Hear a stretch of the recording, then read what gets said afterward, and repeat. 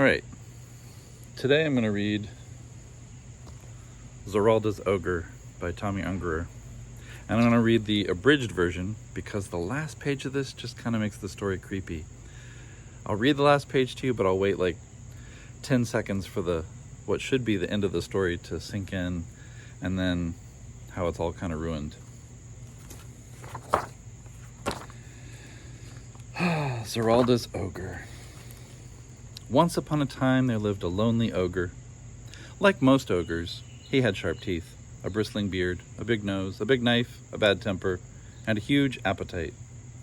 Of all things, he liked little children for breakfast best.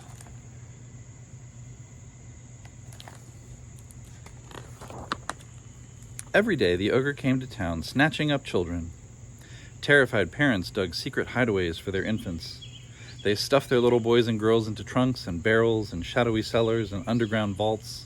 Schools were empty and teachers out of work.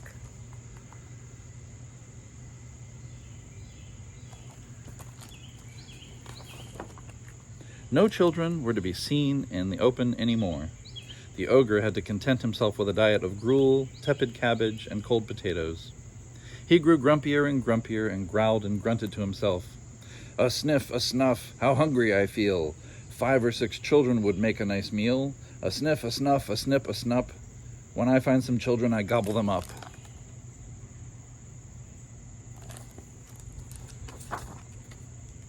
In a distant valley, in a clearing in the middle of the woods, there lived a farmer with his one and only daughter, Zeralda. They had never heard of the ogre.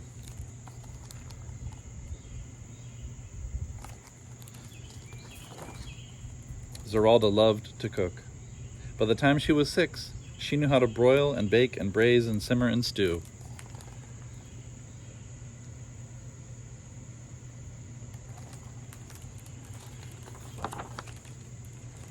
Once a year, the farmer went to town to sell the products of his little farm. One afternoon before market day, he called his daughter. "Zeralda, my loving child," he said, "I feel awful. I can't move and my vision is blurry. I must have eaten too many of your apple dumplings for lunch.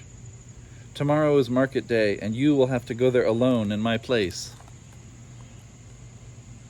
Which is what we would all do. We'd send our 6-year-old daughter alone to sell the farm products. Great move, Dad. The next day, at dawn, 6-year-old Zeralda harnessed the mule, loaded the cart, and left with her father's blessings.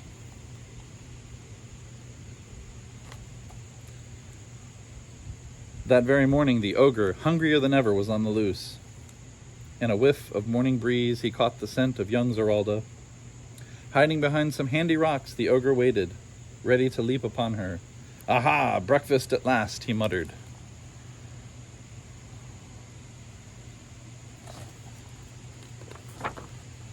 So impatient was the starving monster that he tripped and crashed into the middle of the road.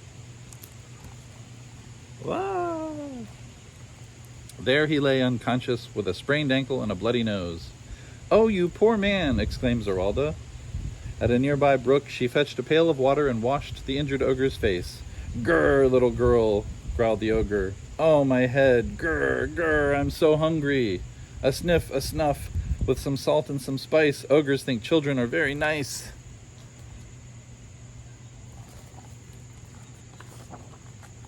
The poor man is starving, thought Zeralda. Losing no time, she took some pots from the cart, gathered some wood, made a fire, and started to cook. A very industrious 6-year-old child here.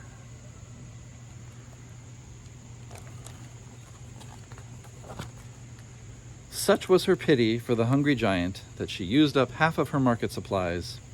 Soon she set before the ogre cream of watercress soup, smoked trout with capers, snails and garlic butter, a platter of roasted chickens, and a suckling pig. Not bad.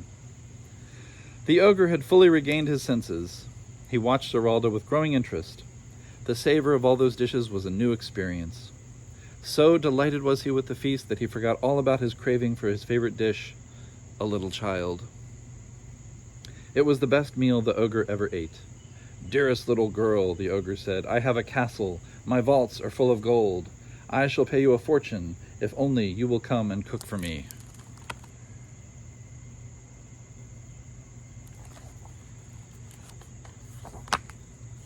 Oh, she also made a menu and brought flowers. Zeralda thought for a minute and then agreed. So she helped the ogre into the cart, and off they went to the castle. Soon her father joined her and was put in charge of buying the best food in the country. In the castle's huge kitchen, Zeralda cooked and cooked, experimenting with new foods, concocting extravagant mixtures. Zeralda filled volume after volume of cookbooks with her new recipes.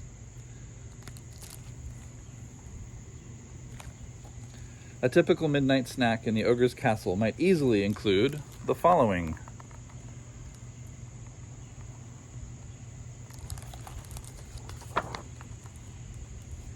sauerkraut and sausage, goose liver pâté and pastry shell, veal cutlets on a bed of truffled aspic, pompano Sarah Bernhardt, chocolate sauce Rasputin, roast turkey a la Cinderella, Ogres Delight candied fruits, ladyfingers, and ice cream cakes.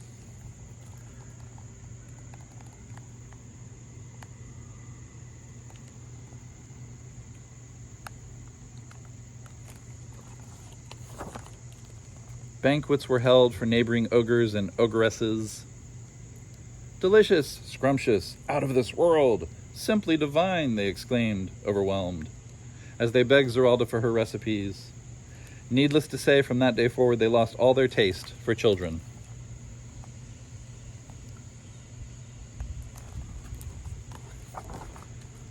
Gone was the menace, children came out of hiding, and all the villagers began to live normally again. And that's where the story should end. Living normally, children happy, not being eaten. Sadly, years went by. Zeralda grew up to be a beautiful maiden. The well-fed ogre shaved his beard, they fell in love, married, led an elegant life, and had a lot of children. And so it would seem, they lived happily ever after.